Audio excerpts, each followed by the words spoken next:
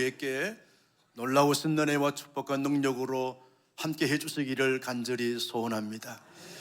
무더운 여름 잘 지내셨죠? 하나님께서 은혜 주신 줄로 믿습니다. 성도 여러분들의 기도와 하나님의 은혜 덕분에 목회 연구기간 잘 다니고 또 많은 교회들을 탐방하면서 많은 배움의 시간을 가지게 됐습니다. 감사드리고요. 하나님께서 올 후반기에 우리 온사랑교회에 청량할 수 없는 은혜와 축복과 능력으로 함께해 주실 줄로 믿습니다. 여러분, 우리가 세상에 예수를 믿고 살아간다는 것 자체가 얼마나 큰 은혜가 되고 기쁨이 되고 자랑이 되고 영광이 되는지 모릅니다. 많은 사람들이 하나님 없이 살아가는 사람들이 있는데도 불구하고 우리는 하나님의 은혜로 택하심을 받아서 하나님을 알고 믿고 고백하면서 살아간다는 것이 얼마나 큰 축복인지 몰라요. 여러분, 우리가 삶을 살다가 때때로 힘들고 지치고 어려울 때마다 하나님 아버지라고 부르보면 하나님께서 무언으로 여러 가지로 응답해 주시는 것을 느낄 때마다 그 행복감은 이루 말할 수가 없는 것이죠. 하나님 아버지라고 부르면 하나님이 그래, 내가 안다. 왜 너가 나를 찾고 왜 너가 나를 부르는지 내가 안다. 그렇게 반응하실 때마다, 응답하실 때마다 얼마나 큰 힘이 되고 능력이 되고 위안이 되는지 모릅니다. 여러분, 사람들은 의지할 수 없고 어떡할 수 없어서 너무너무 소외감을 가지면서 힘들고 어렵게 살아가는데 우리는 만왕의 왕 되시고 만주의 주가 되신 전능하신 하나님께 우리가 힘들 때마다 필요할 때마다 하나님께 구할 수 있는 것이죠. 하나님 도와주세요, 해결해 주세요, 풀어주세요, 이루어 주세요 라고 기도할 때마다 하나님이 하나님의 때에 하나님의 방법으로 응답해 주시는 것을 경험할 때마다 얼마나 감사하고 놀라운 특권을 우리가 가지고 살아가는지 모릅니다. 사람들에게 묻습니다. 왜 세상을 삽니까? 살았으니까 그냥 살아갈 뿐입니다. 어디로 갑니까? 글쎄요, 그냥 가는 것이죠 라고 그렇게 대답하지만 우리 하나님의 사람들에게 묻습니다. 왜 당신은 삽니까? 라고 물어보면 선명하고도 명확한 대답이 있습니다. 하나님의 영광을 위하여, 하나님의 기쁨을 위하여 살아갑니다 라고 하는 고백을 하게 되어주고 답을 하게 되어주는 것이죠. 이건 놀라운 축복인 것입니다. 어디로 갑니까? 하나님께서 우리가 이 땅 가운데 살게 해주신 기간 동안 잘 살다가 주님과 동행하면서 살다가 주님이 오라 하면 천국에 갑니다. 우리가 갈 수 있는 보장이 있는 것이죠.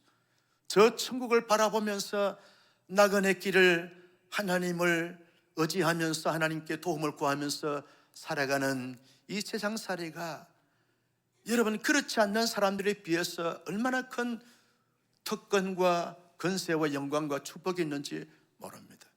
나는 우리 하나님의 사람으로서 살아갈수록 보다 멋지고 복되고 영광스러운 삶을 살아가는 우리 온사랑교회 모든 교우님들이 다 될 수 있기를 예수님의 이름으로 축복합니다. 이 땅에 하나님이 허락해 주신 기간 동안 살다가 우리가 이 세상을 떠나면 저 영원한 천국에서 영생복락을 누릴 수 있는 온 교우들이 되시기를 예수님의 이름으로 축복합니다. 여러분, 하나님을 믿고 하나님의 사람으로 살아가는 것이 큰 은혜요, 이런 축복이요 영광이지만 여러분, 이 세상에서 하나님의 사람으로 온당한 모습을 가지고 살아간다는 것이 결코 쉽지 않고 만만치 않는 것을 경험하게 됩니다. 왜냐하면 어둠의 세력들이 끊임없이 우리를 공격하고 도전하고 방해하고 있기 때문에 그렇다는 거죠. 성도 개개인이 하나님을 전인격적으로 만나고 경험한 사람들은 소박한 꿈이 있습니다. 그 꿈이 무엇입니까? 내가 신앙생활을 해가면서 예수 그리스도를 닮아가야지, 주님의 신실한 제자가 되고 제자로 살아가야지. 왜 아멘을 안 하시는지 모르겠어요. 할렐루야. 그리스도의 장성은 분량에 이르도록 충만한 그런 상태로 살아가야지, 이런 소박한 꿈이 있는 것이죠. 그런데 어둠의 세력들은 굳이 그렇게 살아갈 필요가 있는가? 세상 재미가 이렇게 좋은데 세상에 즐거운 것이 이렇게 많은데, 세상에 이렇게 쾌락을 누릴 것이 이렇게 많은데 뭐 그렇게 꼬리타분하게 그렇게 외골수적으로 굳이 그렇게 신앙생활을 할 필요가 있느냐? 그러면서 세상에 여러 가지 많은 도구들을 통해서 유혹하고 미혹하면서 그리스도의 제자로서 온당한 모습을 가지고 살지 못하도록 방해하고 공격하고 도전한다는 것이죠. 그래서 힘들다는 거예요. 여러분, 예수 믿는 사람들이 가정을 이룹니다. 행복한 가정생활을 해가면서 하나님의 천국을 경험해 가면서 살아갈수록 즐겁고 행복하고 아름다운 그런 꿈을 가지면서 가정생활에 가는데, 어둠의 세력들이 여러 가지로 공격하고 도전해 오면서 가정에서 갈등하게 하고 문제를 일으키게 하고 심지어는 파괴를 시키는 이러한 방해가 어둠의 세력들로 하여금 이렇게 받게 되어지는 것을 보게 됩니다. 그래서 예수 믿는 가정으로, 천국을 경험하는 가정으로 살아간다는 것이 결코 쉽지 않는 것을 보게 된다는 것입니다. 여러분, 누구나 신앙생활을 하면서 교회에 속하여 그 교회의 지체가 돼서 여러 많은 직책을 받고 직분을 받으면서 은사를 따라서 충성되이 봉사하고 섬기면서 교회의 본질적인 사역과 사명을 잘 감당하기를 원하는 꿈이 다 있는 것이지요. 그런데 교회 생활을 해가면서 훈련도 받고 직분도 받고 직책도 받으면서 봉사하고 섬기는데 자꾸만 사람들로 하여금 어떤 부분으로 말미암아서 시험이 찾아오고 갈등하게 되어지고, 내가 꼭 이 교회를 다녀야 되는가, 이 교회밖에 없는가, 자꾸 교회에 적응하지 못하게 하고 정착하게 못하게 하면서 자꾸 갈등하게 만든다는 거죠. 계속 두드리 신앙생활을 하게끔 하게 한다는 것이죠. 어둠의 세력들이 그렇게 마음에 자꾸만 심겨주고 방해하고 갈등하게 하고 제대로 신앙의 꽃을 피우고 열매를 맺지 못하도록 공격하고 방해한다는 것이죠. 그래서 힘들다는 거죠. 개인의 신앙생활도 그러하고 가정생활도 그러하고 교회생활도 매우 힘들고 어려운 가운데 있는 것은, 여러분, 이 어둠의 세력들, 사단, 마귀, 귀신들, 이런 어둠의 세력들은 우리보다 훨씬 더 교모하고 교활하고 집요하기 때문에 그러하다는 것이죠.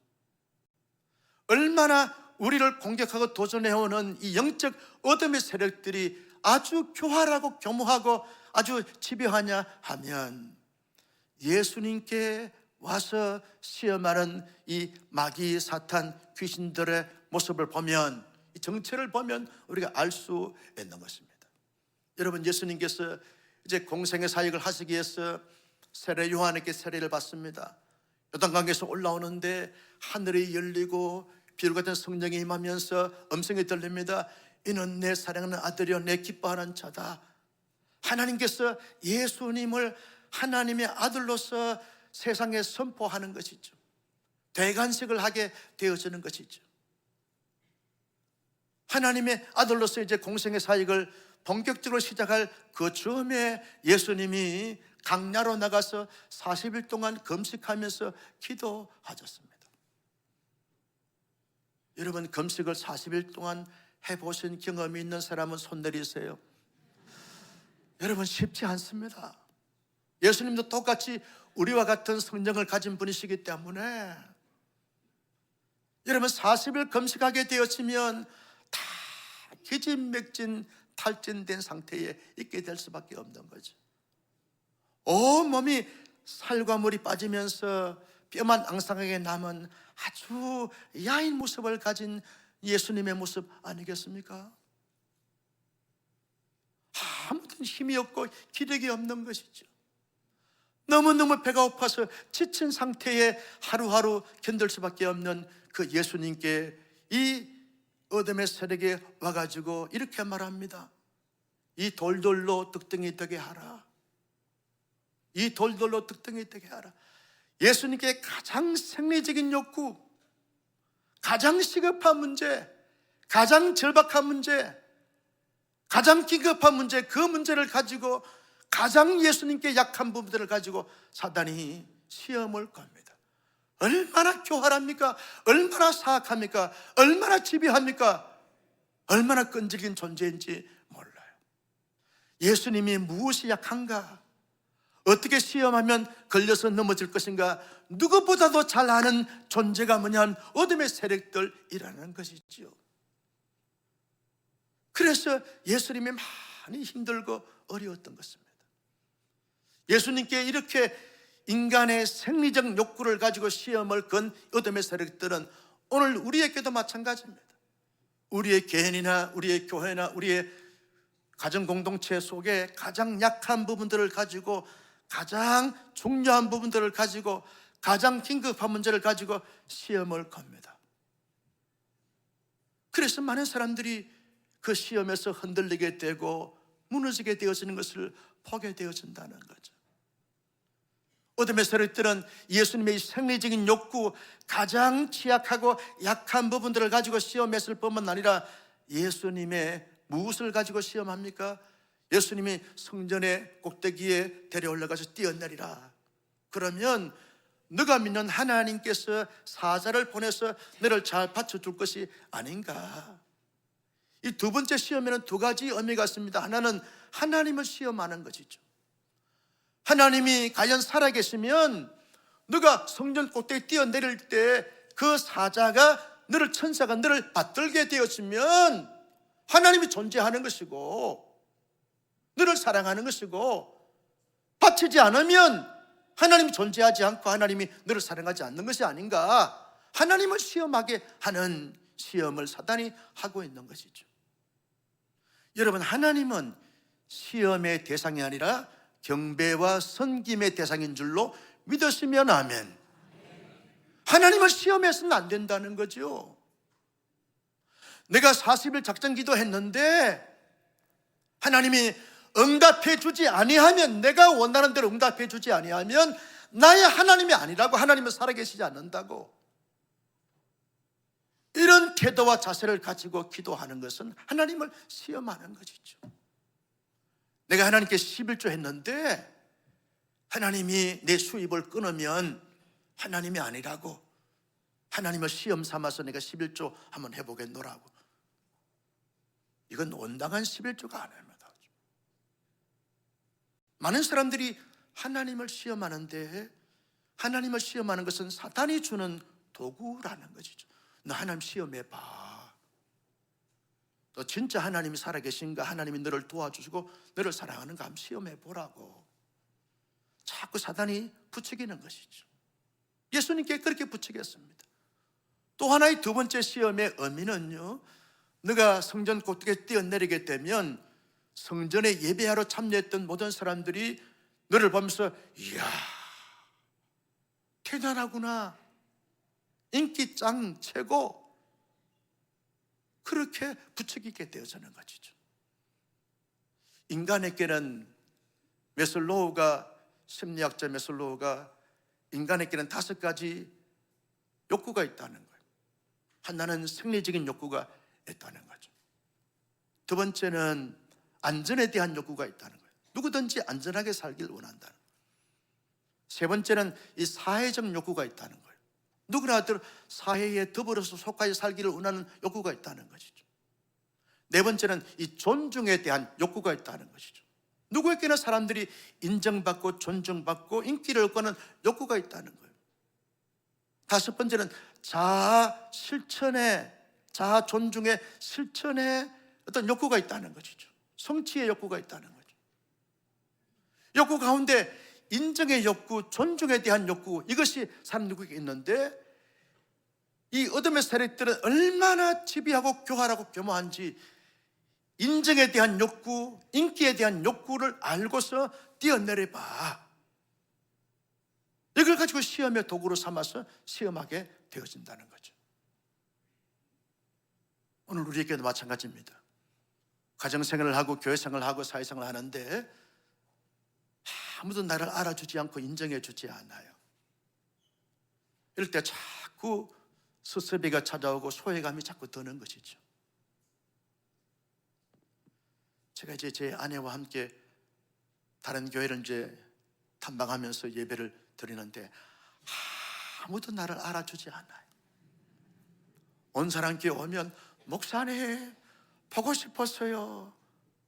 진심인지 모르겠지만 그렇게 하는데 아무도 알아준 사람이 없어요. 그냥 하나님 앞에 평신도로서 조용하게 예배드리고 모든 것을 좀 살펴보고 배울 것이 없는가 돌아보고 오곤 했는데, 여러분, 사람에게는 누구든지 다 인정과 존중의 욕구가 있다는 거죠. 이걸 부추기는 것이 부추기는. 너 온 사람 교회 10년 20년 다니는데도 아무도 너를 인정해 주지 않잖아, 사랑해 주지 않잖아.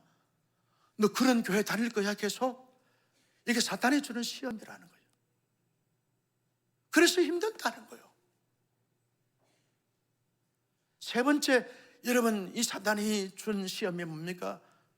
높은 산에 데려가서 천하만국을 보이면서 내게 절을 해라. 그러면 내가 이 모든 세상을 다 너에게 줄 거다라고 그렇게 사탄이 시험을 합니다. 이 세 번째 시험은 뭘 말합니까? 너가 왜 사냐? 무엇을 위해서 사냐? 누구 때문에 사냐? 여기에 대한 삶의 목적과 삶의 방향과 삶의 사명에 대한 시험이라는 것이죠. 여러분, 첫 번째 아담과 하와가 실패한 이유가 뭡니까? 누가 선악과를 따먹으면 하나님과 같이 된다. 그러니까 선악과 따먹었어요. 둘째 아담이신 예수님도 이 시험에 지금 받고 있는 것이죠. 너가 내게 절을 하게 되면 천하 만국이 다 내 것이 될 것이다. 너가 하나님 돼. 너가 하나님이 높은 자리에 올라가서 내 마음대로 내 생각대로 다 하면 돼. 너가 최고야. 왜 사냐? 양해를 위해서 살지.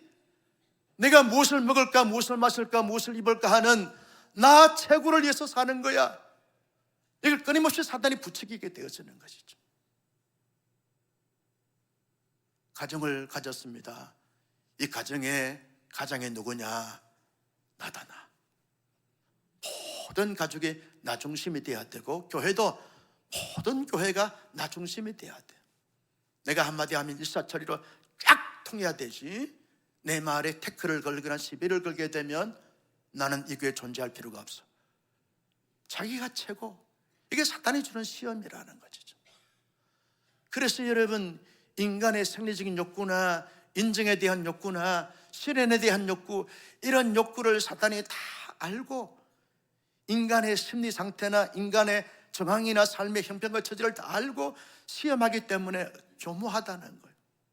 교활하다는 거예요. 집요하다는 거예요. 끈질기다는 거예요. 그래서 많은 사람들이 힘들고 어려운 가운데 있게 되어지는 것을 보게 되었습니다. 이런 사탄의 시험을 받게 되어질 때마다 사람들은, 어떤 사람들은 그 사탄의 시험에서 영적 싸움에서 승리하는 사람이 있고 영적 싸움에서 실패하는 사람이 있는 것을 보게 되었습니다. 실패하는 자는 실패의 원인이 있고 승리한 사람은 성공의 원인이 있는 것이죠. 실패한 사람들은 왜 실패합니까? 여러분, 내 생각대로 내 경험대로 사람들이 가더라 하는 그 말을 듣고 따라가다 보니까 실패하게 되어진다는 거죠.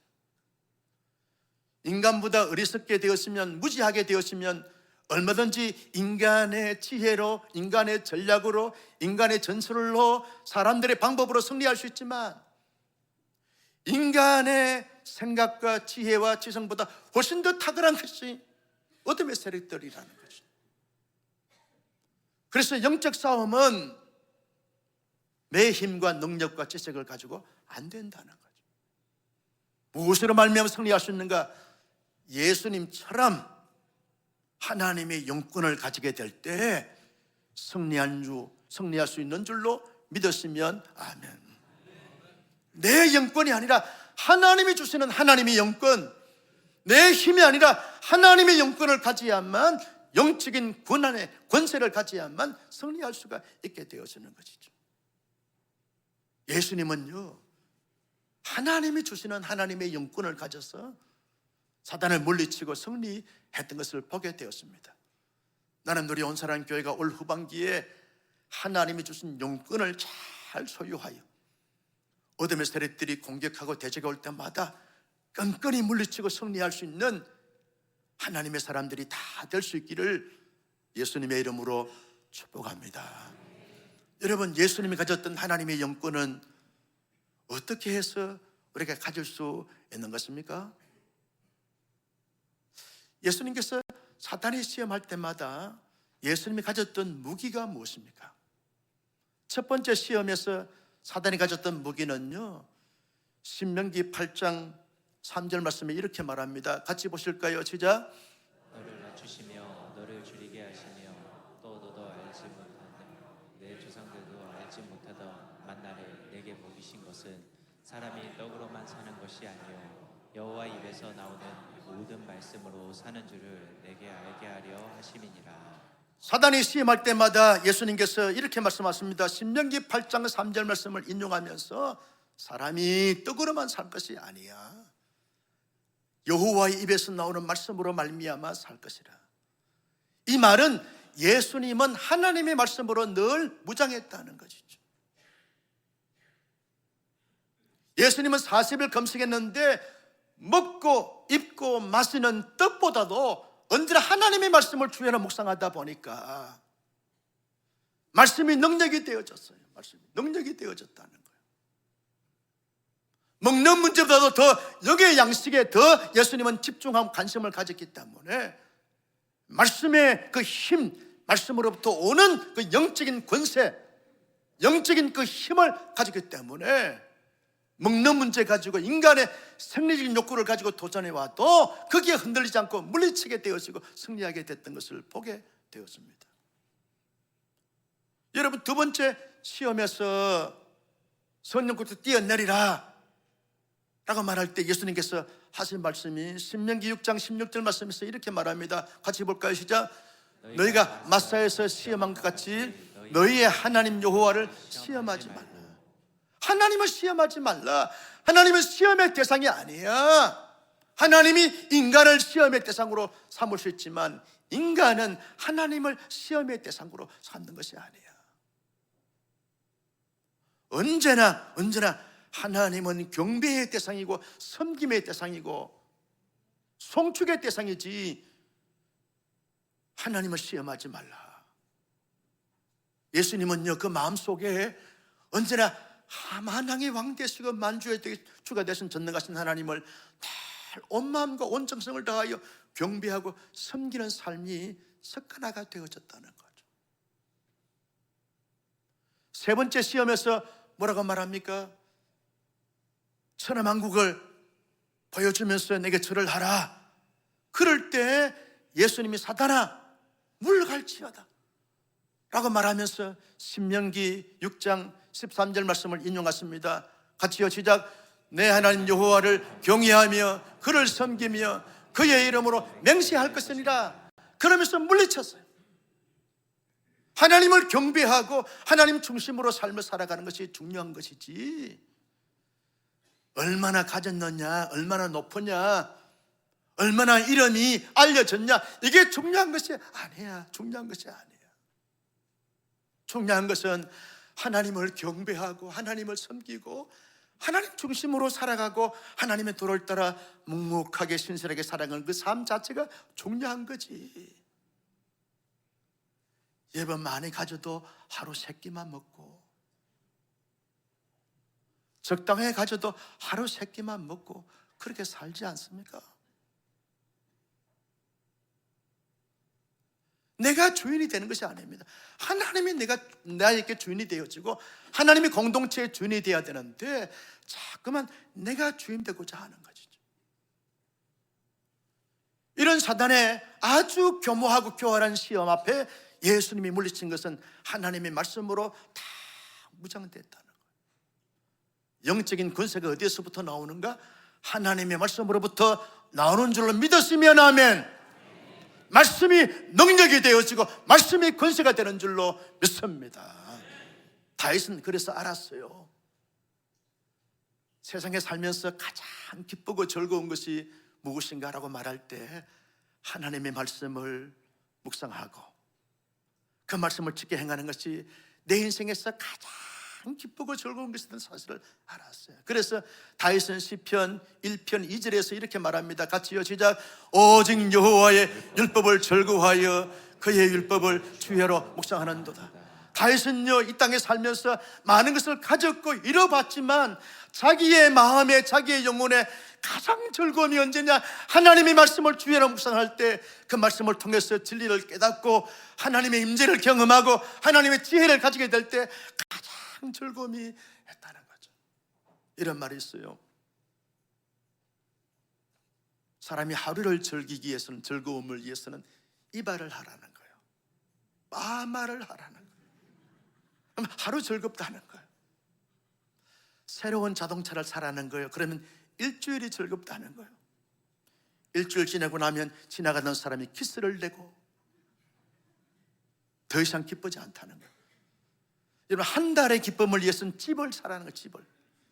새 집에 가면 한 달 동안 이것저것 장식하면서, 야, 이렇게 좋은 집이, 인테리어가 너무너무 잘 되었어, 너무 잘 갖춰졌어. 한 달 기쁘다는 거예요. 시집을 가고 장가를 가면 6개월 동안 기쁘다는 거예요. 그 다음부터는 기쁜지 기쁘지 않은지 여러분이 아시죠. 영원한 기쁨, 영원한 즐거움은요, 하나님의 말씀을 주일날 묵상할 때 그 말씀을 통해서 은혜를 받을 때 진정한 기쁨과 영원한 기쁨이 있는 줄로 믿습니다.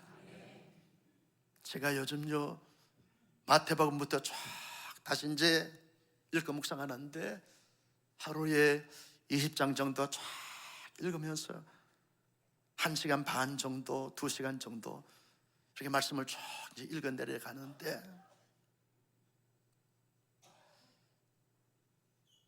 여러분, 이제 마태복음, 요한복음을 이제 읽으면서 요한복음을 통해서 주시는 하나님의 위로와 그 진리의 깨달음을 통해서 그 가졌던 그 즐거움은 그 어떤 것보다도 비교할 수가 없는 거죠. 이야, 하나님이 이 말씀을 통해서 이렇게 말씀하시네. 그 말씀을 읽다가 감동이 돼가지고 눈물이 툭툭툭. 여러분, 여기에 즐거움은 그 무엇으로 줄 수가 없고 비교할 수가 없는 것이죠. 여기에서 영적인 권세가 나오고 권위가 나오게 되어서는 거죠. 좋은 계절입니다. 하나님의 말씀을 읽고 묵상하기 좋은 계절입니다. 이 좋은 계절에 하나님의 말씀으로 무장하여 영적인 권세를 가지고 사단의 시험에서 승리하는 모든 교우들이 되시기를 예수님의 이름으로 축복합니다. 두 번째 이름, 승리의 비결, 영권을 가질 수 있는 비결이 뭡니까? 예수님이 지금 뭘 했습니까? 40일 동안 금식 기도하셨어요. 예수님은 하나님의 아들이시고 나와 아버지는 하나이다, 하나님이십니다. 그러면 천지 만물을 창조하실 때 우리가 우리의 모양대로, 우리가 우리의 형상을 따라 우리가 세상을 만들고 사람을 만들고 천지 만물을 창조하신, 전능하시고 전지하신 하나님이세요. 그러면 굳이 기도할 필요가 없는 것 아닙니까? 전능하시고 전지하신 예수님이신데,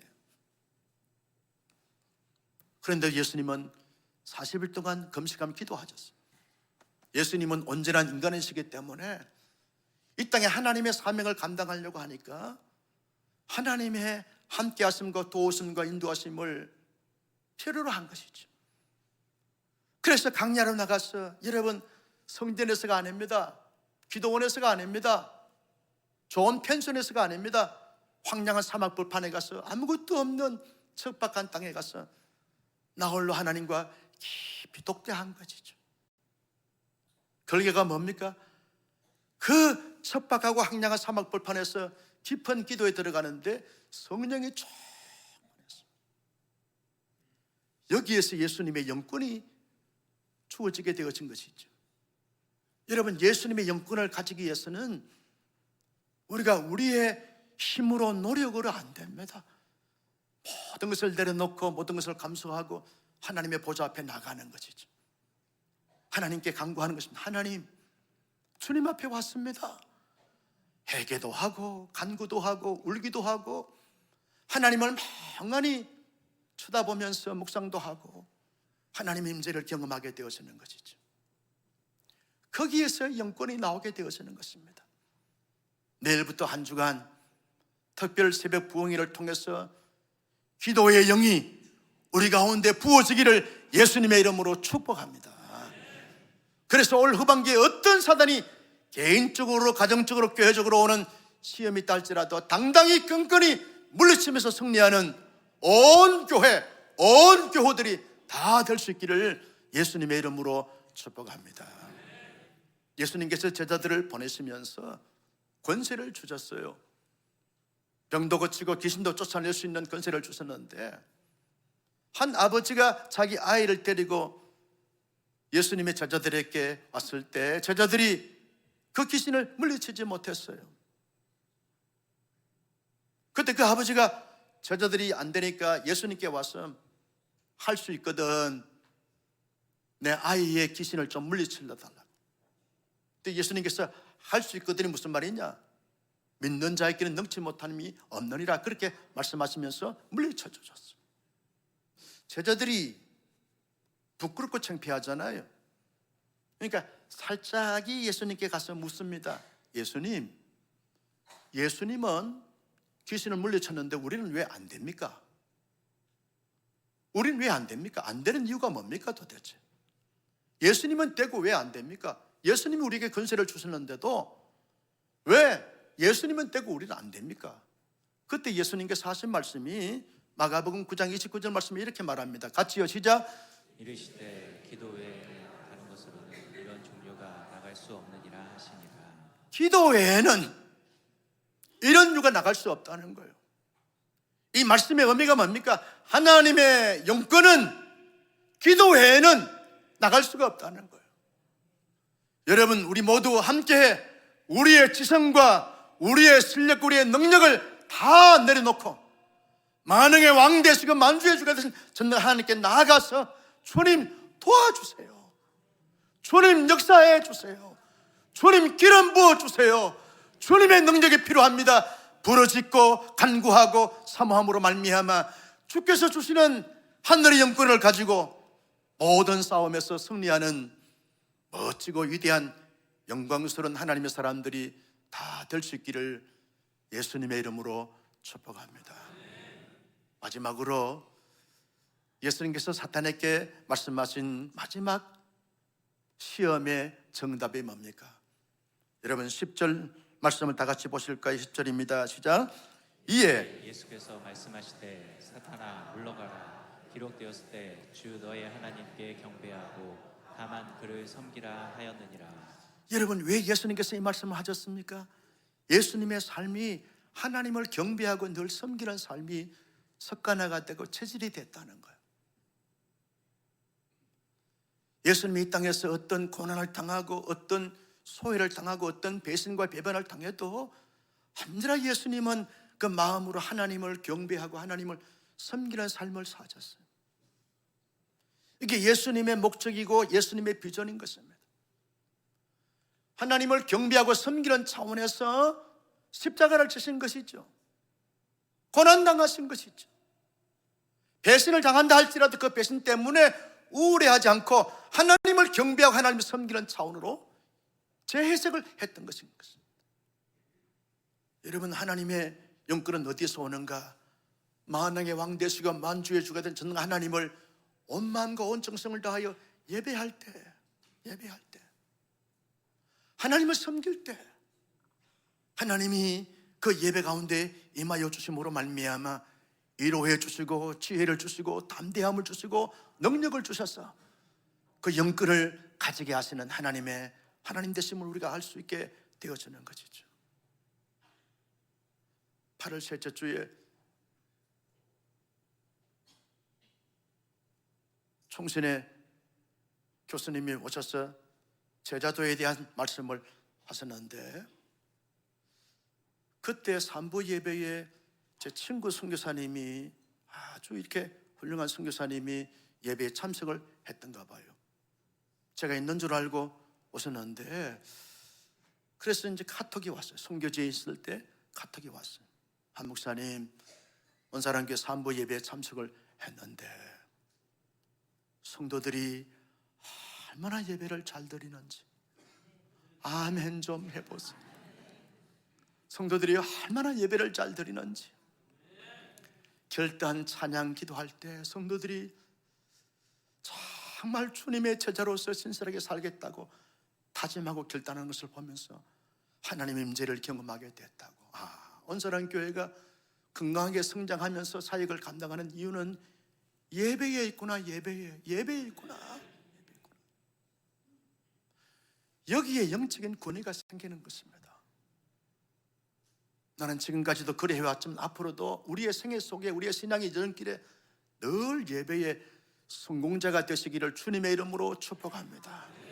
예배 처음부터 끝까지 신령과 진정으로 잘 하나님을 예배함으로 말미암아 하나님의 임재를 경험하고 하나님의 신령함을 체험함으로 말미암아 주어지는 영적인 권세와 권위를 가지고 자신을 지키고 가정을 지키고 교회를 세워가는, 이 땅에 하나님의 나라를 이루어가는 멋진 영적인 군사들, 용사들, 거성들, 거장들이 다 될 수 있기를 예수님의 이름으로 축복합니다. 존귀하신 아버지,